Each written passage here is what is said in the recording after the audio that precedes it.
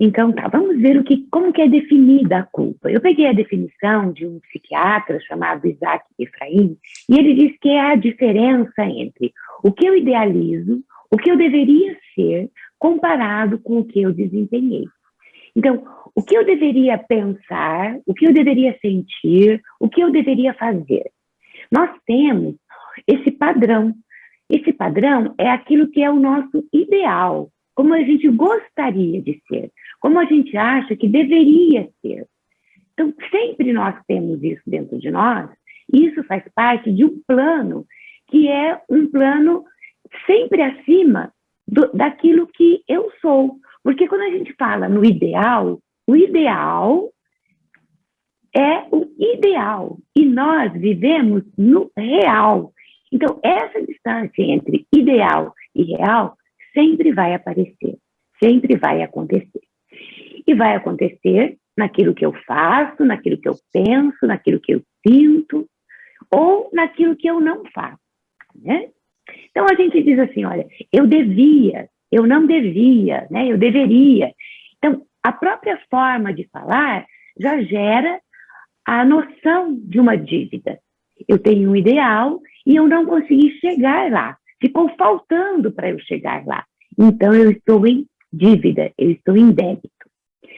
As nossas culpas, muitas vezes, elas estão ligadas muito mais às fantasias que nós temos, fantasias onipotentes, né? Daquilo que a gente deveria ser, deveria fazer, do que ao nosso comportamento. Então, gente, o que é essa fantasia onipotente? De onde vêm essas fantasias onipotentes?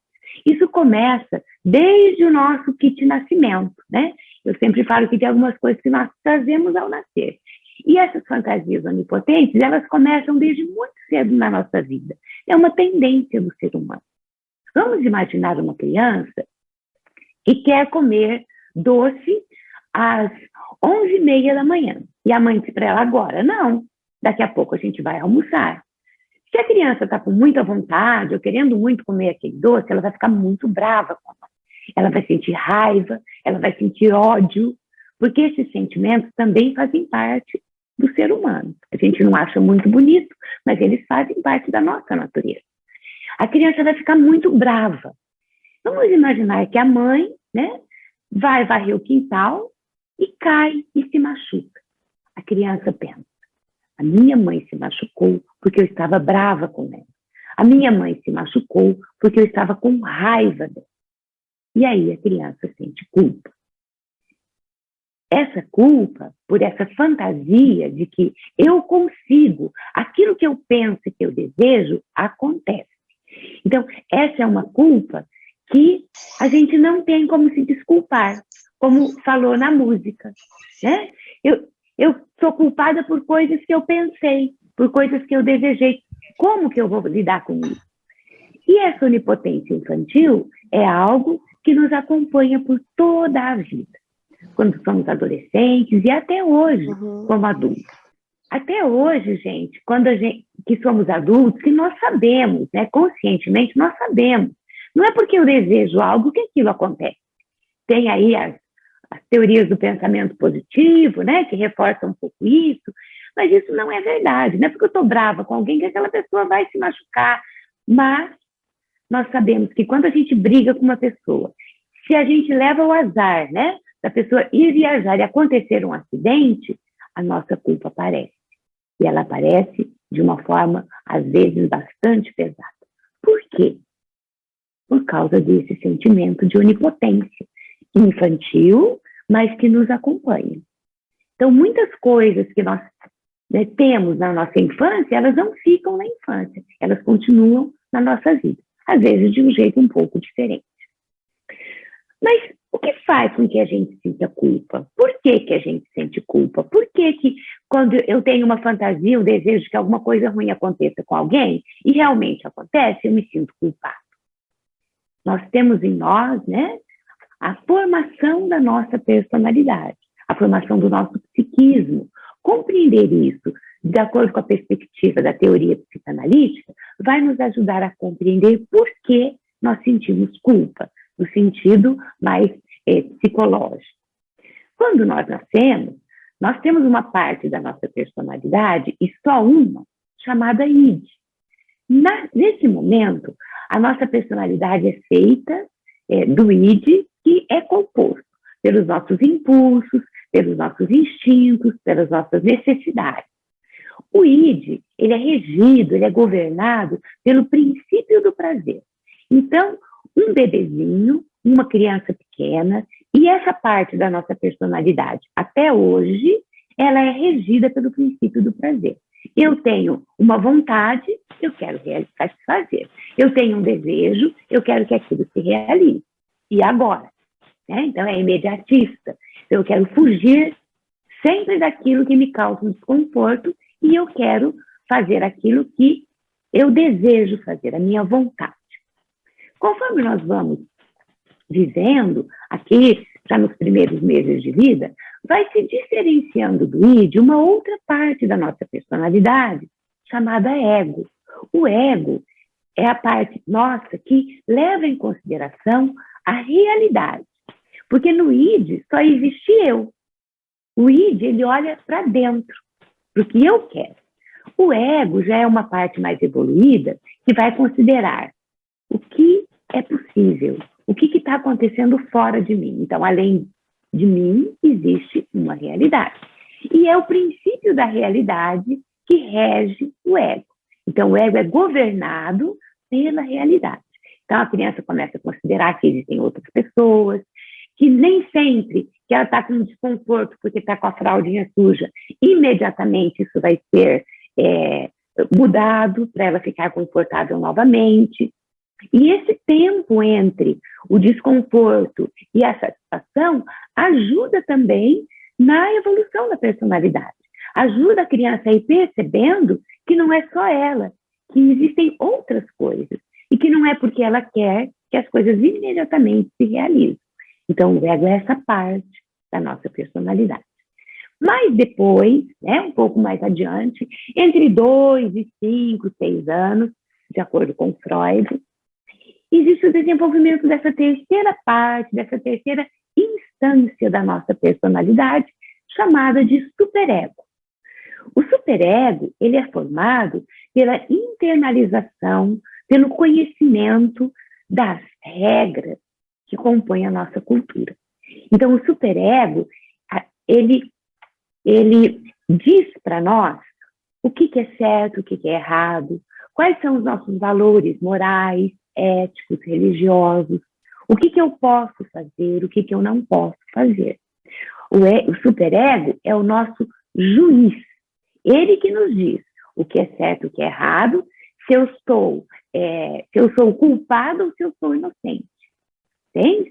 Então, é do superego que vai vir, então, os nossos sentimentos de culpa. Que bom que nós temos superego.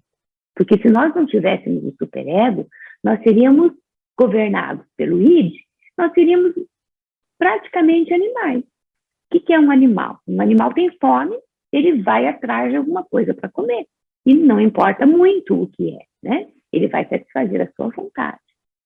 Se nós fôssemos regidos somente pelo id, então a gente agrediria as pessoas, falaria o que está pensando, sem pensar nas consequências.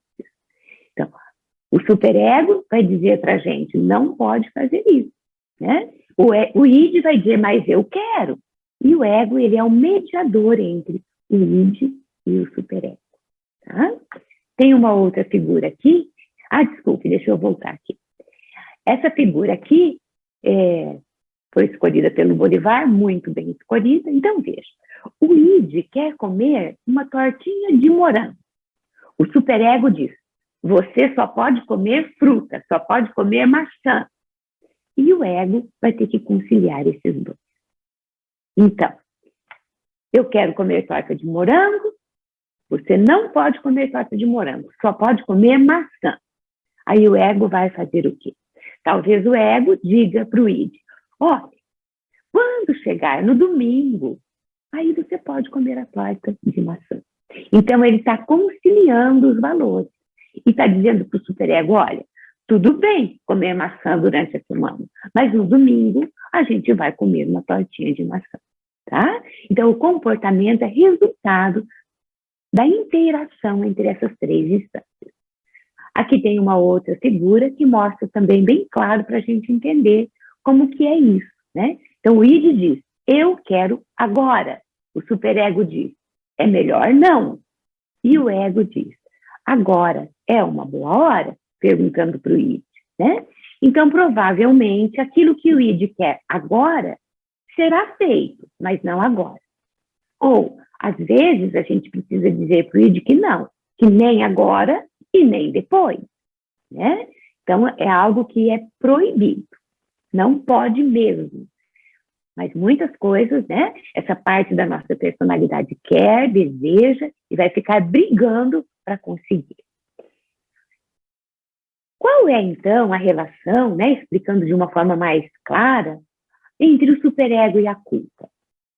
Esses padrões morais, gente, que compõem o nosso superego, eles são individuais. Eles são resultado da cultura na qual a gente vive, mas cada pessoa tem o seu superego, seus valores internalizados. Agora, há pouco foi citado o exemplo, né, de um rapaz ou de uma moça que sai à noite e fica lá com 3 rapazes ou com 3 moças, né? Tem gente que não vai sentir culpa por isso. Ou vai até se incomodar, porque existe realmente no ser humano aquela questão do que é certo, do que é errado, algo ligado a Deus, né? Mas isso vai ser uma coisa que a pessoa não vai pesar para ela. Mas se essa pessoa é cristã, vai ser diferente. Então, por que vai ser diferente? Porque o superego dessa pessoa é constituído de uma forma diferente. Ele é constituído de valores, de princípios religiosos que vão se chocar de uma forma muito forte com aquele comportamento que ela teve. Então, os superegos, né, são os nossos padrões. Quando esses padrões são muito rígidos, quando existem muitos não pode, quando a gente é educado de uma forma que qualquer erro que a criança cometa é seguido de uma punição muito pesada, então a gente tem a formação de um superego muito rígido. A gente internaliza esse peso. Se eu quebrei um copo, e por isso, quebrei um copo sem querer, e por isso eu apanhei, então eu aprendo que qualquer erro que eu cometa merece uma punição muito forte. Então, o superego ele é formado pela internalização dos valores e como que esses valores são passados para nós no ambiente.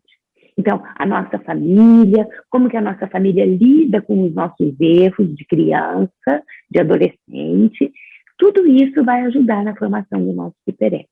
O superego é formado até os 5, 6 anos de idade.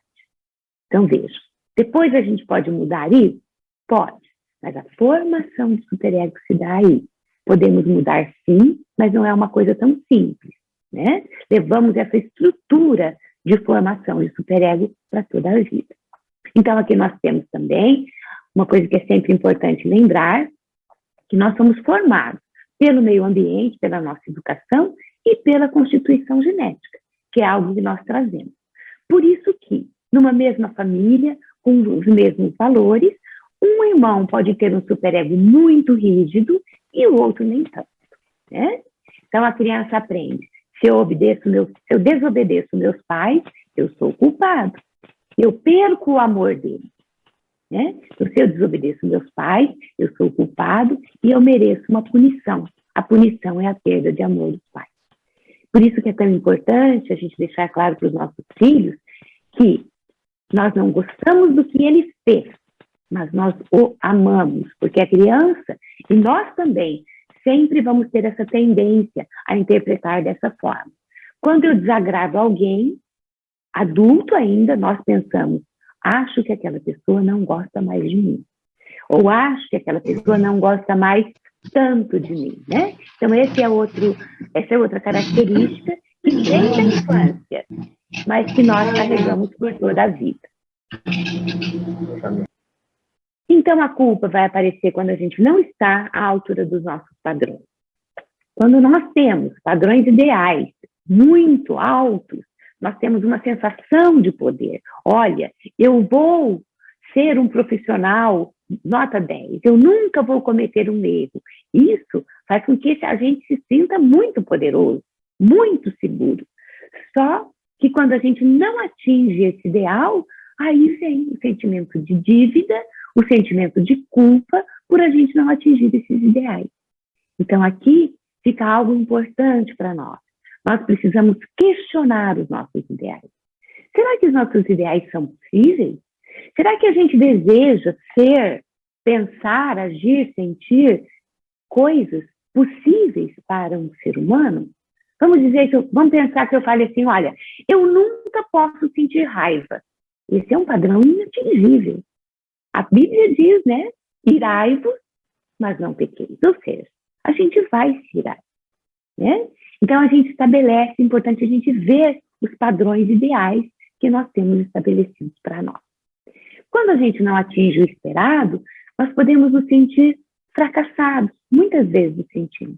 E aí a gente fica ansioso, porque nós começamos a pensar que somos impotentes, que somos menores, ficamos inseguros. A gente pensa, você não fez o ideal, merece ser punido. Então a gente vai ficar num estado de alerta, de insegurança, de quando vai vir a minha punição, né? E isso pode levar a gente a ficar depressivo e tantas outras consequências difíceis.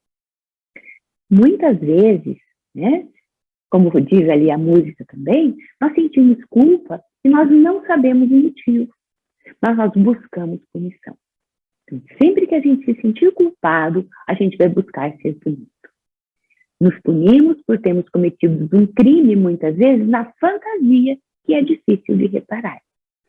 Gente, isso de sentir culpa e buscar punição é uma das explicações do porquê não existe o crime perfeito. A pessoa que comete um crime, ela precisa deixar um rastro para ser descoberta, para que ela seja punida. É um mecanismo inconsciente que faz com que a gente busque a punição de uma forma inconsciente. Mas sentir culpa é normal, todos nós sentimos. Existe uma culpa, como também já foi dito, né, a pastora Bolivar já disse, que é uma culpa normal, ou é uma culpa mais leve, e aí nós temos condições de lidar com ela de uma forma mais normal. Então, nessa culpa normal, eu reconheço a culpa, eu digo, realmente, eu cometi um erro, realmente eu errei. A culpa, ela vai levar a gente sempre a ter ideias de derrota, de fracasso, né? Mas eu vou ficar, puxa, realmente, eu errei. Eu não deveria ter falado daquela forma que eu falei com aquela pessoa. Eu fui grosseira com ela. Ela ficou muito chateada comigo. Aí eu vou começar a pensar sobre esse assunto, quando a culpa é normal e eu consigo lidar com ela. Vou me perguntar, qual foi a minha intenção ao responder daquela forma para aquela pessoa? Eu queria ofendê-la? Eu queria que ela ficasse chateada, humilhada? Eu posso reconhecer que não. Eu falei daquele jeito porque eu estava muito irritada com aquela situação. E aí eu fui muito delicada, muito grosseira na forma como eu falei com aquela pessoa. Aí, quando eu reconheço alguma coisa parecida com isso, né, com a minha intenção, que não foi exatamente resultado daquele meu comportamento, ou às vezes eu posso reconhecer que foi. Eu realmente quis chatear aquela pessoa. Eu realmente quis ofender aquela pessoa. Mas eu posso pensar, então, como que eu posso reparar isso? Como que eu posso consertar este erro? E essa é uma possibilidade importante da gente dar também para os nossos filhos, quando eles cometem erros, né? O que eles podem fazer para reparar? Tem coisas que nós podemos reparar de forma material e tem coisas que a reparação está em atitude, está em pedidos de perdão. Então eu posso chegar para aquela pessoa e dizer que eu me envergonho, que eu acho que eu não deveria ter respondido para ela daquela forma, e posso pedir perdão para ela. Se não foi minha intenção, pode-se dizer que não foi, que eu estava muito irritada. Depois de pedir perdão para a pessoa, né, nós cristãos pedimos perdão a Deus, porque nós sabemos que essas coisas também requerem um pedido de perdão a Deus, e eu preciso pedir perdão a mim mesmo. E muitas vezes, o mais difícil é eu me perdoar. Porque, né, eu tenho aqueles padrões de como eu deveria ser e eu não consegui. Mas quando eu consigo me perdoar, aí eu consigo mudar. Vejam, né, que interessante que eu não tinha lido o que o pastor Bolivar apresentou, mas aquilo que ele apresentou com relação a como Pedro lidou com a culpa, como se encaixa aqui também, ciência e religião, né? E a culpa que não é normal? Vamos chamar de culpa patológica, né? A pessoa, então, ela reconhece a culpa, ela fica se recriminando. Então, eu me recrimino, me acuso, eu digo que eu não tenho valor, eu sou um ser mesmo desprezível, olha o que eu fiz. Agora a pessoa está muito chateada comigo, a outra pessoa também que estava perto viu, não tem mais jeito, eu não tenho o que fazer, porque, sabe, nossa, eu sou uma pessoa assim que não tenho nenhum valor mesmo, olha o que eu fiz. E esses pensamentos ficam recorrentes, a pessoa não consegue se livrar deles.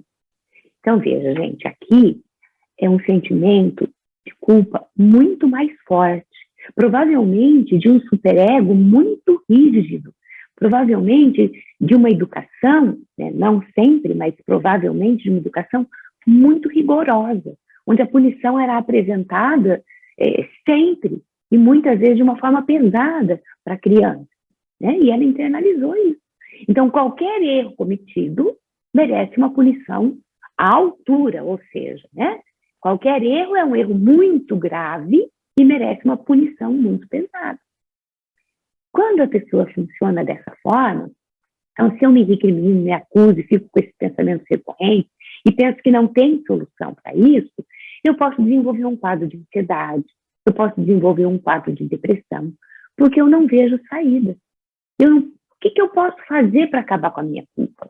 Muitas vezes, eu posso pensar em me matar. Então, a pessoa fica tão envolvida na culpa, tão se acusando, num sofrimento tão grande, que ela começa a buscar saída e ela só vê a saída na morte. Então, esse tipo de culpa, essa forma de lidar com a culpa, muitas vezes por uma constituição de um superego muito rígido, pode levar à depressão. E quanto mais depressiva está uma pessoa, mais culpada ela tende a se sentir. Porque uma das dinâmicas, né, da depressão, da pessoa depressiva, é ela sempre pensar que tudo que acontece de errado é culpa minha, né? E aí a pessoa não consegue mudar. Muitas vezes, então, muitas vezes ela precisa, ela vai, né? Mas sempre ela precisa procurar uma psicoterapia para poder lidar com a culpa de um jeito diferente, de um jeito mais saudável. E muitas vezes ela precisa tomar medicação, porque realmente já está muito doente. Quais as consequências da culpa, então, de uma culpa mais comum? É o autoconceito rebaixado, então eu olho para mim e não vejo muitas coisas boas. Se eu não vejo muitas coisas boas, eu não me amo muito, então tenho uma autoestima baixa, tenho um sentimento de desvalor, de desamor, e aí eu começo a procurar punições inconscientes, com atitudes autodestrutivas, autolesivas. Eu tomo decisões que são ruins para mim. E essas atitudes são coisas que a pessoa faz mais ou menos frequentemente. E ela nem sabe muito por quê, mas ela está se punindo. Outra forma que se reflete, né, essas punições inconscientes é no relacionamento. E na clínica, né, como psicóloga, a gente vê acontecer muitas vezes isso. Vou dar um exemplo. Uma mulher, né, que tem uma relação com a mãe que não é muito boa, é um pouco distante, a mãe não é muito afetiva, ela nunca conseguiu ter muita intimidade com a mãe, muita proximidade, talvez a mãe tenha lá os problemas dela, de repente era uma pessoa depressiva, né, um pouco, enfim. A relação com a mãe não foi legal, não é muito próxima, não é muito afetuosa. Aí ela começa a namorar um rapaz. E a mãe desse rapaz é muito diferente da mãe dela. É afetuosa, gosta de proximidade, trata ela bem, gostou dela, né? Sorte das duas, gostou dela. E a moça fica meio desconfiada, né? Como assim, uma pessoa assim, né? Minha mãe não é assim? Mas com o tempo, com a convivência, ela vai percebendo que realmente a sogra é legal, é afetuosa, gosta mesmo dela, né? E ela vai aceitando essa relação. Aí eles casam e a relação com a sogra se torna uma relação legal, uma relação próxima. E um belo dia, chega um tal de um superego e diz para ela assim, o certo mesmo era você gostar mais da sua mãe, querer ficar mais perto da sua mãe, ir mais na casa da sua mãe, ter mais intimidade com a sua mãe. Mas você não tem isso com a sua mãe. Você está tendo isso com a sua sogra. Isso não está certo. O que a pessoa pode fazer, né? Se ela se deixar levar por essa fala interna, né? Ela vai procurar, então, se distanciar da sogra. Eu não posso ter isso. Eu tinha que ter um relacionamento sim com a minha mãe. Como eu não tenho com a minha mãe, então eu não posso ter com ninguém. Né? Então é um exemplo. E a mesma coisa com o sogro, com o pai, com os irmãos, pessoas que não têm bons relacionamentos com os irmãos, às vezes não se permitem ter amizades mais próximas, mais chegadas. Tá? E também a culpa, né? Mesmo que não seja uma culpa patológica ou tão pesada, a longo prazo ela pode desenvolver doenças psíquicas. Bom, características de uma pessoa que tem sentimento de culpa. Sempre está pensando primeiro nos outros e depois nela. Não consegue planejar algo para ela. Né? Se vai para um lugar, se vai fazer alguma coisa, tem que fazer para todos.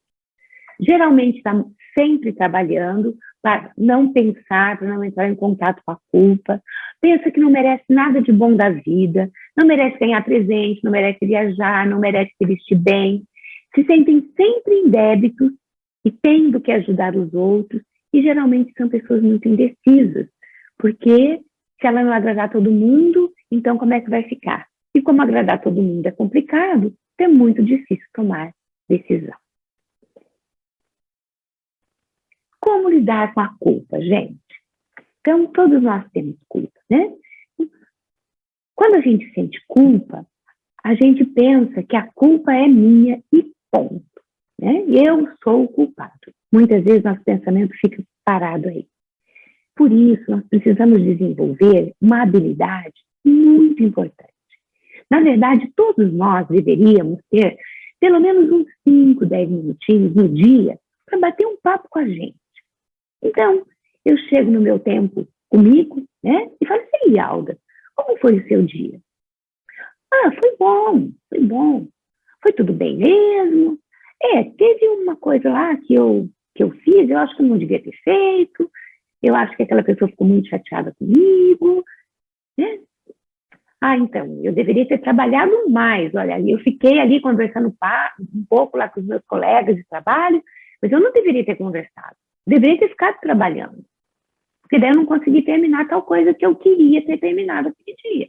Então, assim, essa conversa com nós mesmos, ela é muito importante, porque é ali que nós vamos entrar em contato com os nossos prováveis motivos de culpa. E se nós conseguirmos, no dia a dia, ir lidando com as nossas culpas, vai ficar mais leve a vida. Né? Por que nós não fazemos isso? Porque nós temos medo do que nós vamos encontrar dentro de nós. E uma das coisas é a nossa culpa. Só que, quanto menos a gente faz, maior serão os nossos problemas, mais talvez culpas a gente acumula. Né? Então, nós precisamos fazer uma coisa que a terapia cognitivo-comportamental fala muito. Nós precisamos questionar os nossos pensamentos. Eu estou pensando uma coisa, será que é verdade? Quando nós pensamos algo, nós acreditamos que aquilo é verdade. A gente não questiona. Eu acho que eu sou culpada. Pronto, então eu sou culpada. Nós precisamos lembrar que não é porque eu penso que é verdade. Às vezes, isso acontece muitas vezes, quando nós vamos pedir perdão para alguém, para algo que a gente falou, ou pela forma como a gente falou, a pessoa diz, mas eu não fiquei chateada. Eu vi mesmo que você falou meio alto, assim, mas eu achei que você estava falando que você estava nervosa. Tudo bem. Né? Então, muitas vezes a gente pensa coisas, e essas coisas são mais ou menos verdadeiras, e às vezes elas não são verdadeiras. Na maior parte das vezes, tem um pouco de verdade, sim, mas não totalmente verdadeiro. Uma outra técnica da terapia cognitivo-comportamental é a torta de responsabilidade. É uma técnica que a gente usa na terapia, e eu trouxe aqui porque é uma forma de pensar que nós podemos lidar com a gente mesmo e podemos lidar com outras pessoas também. Quando a gente estiver conversando com alguém que estiver, por exemplo, se sentindo culpado, né? Vai aparecer aqui na tela um diálogo que poderia acontecer entre um psicólogo e um paciente, ou é o diálogo que vai acontecer entre você e a pessoa que você está aconselhando, ou um amigo, ou, e é esse o principal motivo que eu estou apresentando aqui, entre você e você mesmo, tá? Então, esse diálogo, Bolivar vai falar, eu vou falar, mas é algo que eu posso falar comigo mesmo. As duas falas devem ser falas nesse tempo que eu vou reservar para conversar comigo mesmo. Então, quando eu estou me sentindo culpado, essa torta, essa pizza que tem aqui, né, na nossa cultura mais comum, pizza, então, essa torta, ela é inteira minha. A culpa é minha, tá? Ok, Bolivar? Vamos lá? Então, veja, aqui a gente tem um pai que o filho está indo mal na escola. E ele chega e diz: Meu filho está indo mal na escola e a culpa é toda minha. Ele não aprende, não faz as tarefas, as atividades em sala. Eu sei que eu sou o culpado. qual a idade do seu filho? Ah, ele tem 10 anos. Ele sempre teve dificuldades para aprender? Ah, mais ou menos. Além de você, o que mais pode estar interferindo na aprendizagem do seu filho? Ah, eu não sei. Eu acho que se eu fosse um pai melhor, ele estaria aprendendo bem. E aqui, gente, olha, quando a gente está conversando com a gente mesmo, mesmo quando está conversando com a outra pessoa, como eu acho que a culpa é minha, a gente não sabe o que pode estar interferindo, porque a gente não consegue pensar. Então, ou com a outra pessoa ou com a gente mesmo, a gente precisa insistir nesse ponto, senão fica aqui e não vai para frente, tá? Então, olha, vamos pensar. Para uma pessoa aprender, olha, veja bem, não estou perguntando para o seu filho aprender, tá?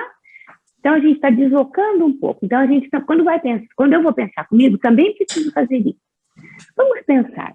Para uma pessoa aprender, do que precisamos? Ah, do professor, da escola, da apostila, da didática, a forma de dar aula, né? Que para provocar o interesse dos alunos, o aluno precisa ser disciplinado para fazer as tarefas de casa, se motivar para fazer as atividades de sala, prestar atenção, ser inteligente, ter quem ajude em casa, que incentive para estudar e fazer tarefas e outras coisas, né? Sim, certo. Então, temos algumas variáveis que interferem na aprendizagem das crianças. E aqui, gente, é importante escrever, tá? Tanto quando você estiver conversando com uma pessoa e principalmente quando você estiver conversando com você mesmo. Então, algumas variáveis que interferem na aprendizagem das crianças. O professor, o material didático, como, por exemplo, a apostila, a forma de dar aula que motive os alunos a aprender e fazer as atividades, o aluno ser disciplinado, fazer as tarefas de casa, se motivar para as atividades de sala, prestar atenção, ser inteligente e de ter quem ajude em casa e incentive a estudar e fazer as tarefas. Como é a professora do seu filho? Ah, sei lá, ela não é muito afetuosa, não. E é importante que a professora seja afetuosa nessa faixa etária? Ah, eu acredito que sim. De 0 a 10%, a 100%, quanto você pensa que o fato da professora não ser afetuosa influencia para que seu filho não vá bem na escola? Ah, eu acho que pelo menos aí uns 20% influencia, né? Ó, gente, vocês estão vendo? Então, a culpa é toda minha, ó. É toda minha menos 20%. 20% é da professora, né? E E o material didático, como a apostila, como você avalia? É um material adequado? Não é muito legal não, porque o da outra professora, da outra escola, era mais colorido. Esse material ele é meio sem graça, assim, meio sem cor. Ah, sim. E de 0 a 100%, quanto você pensa que o material didático influencia para que seu filho não esteja tão bem na escola? Eu acho que não é muito, mas talvez uns 10% colabore, né? Certo, muito bem. Você disse que a forma de dar as aulas contribui para que os alunos se motivem a aprender e fazer as atividades. O que você pensa deste aspecto na escola do seu filho?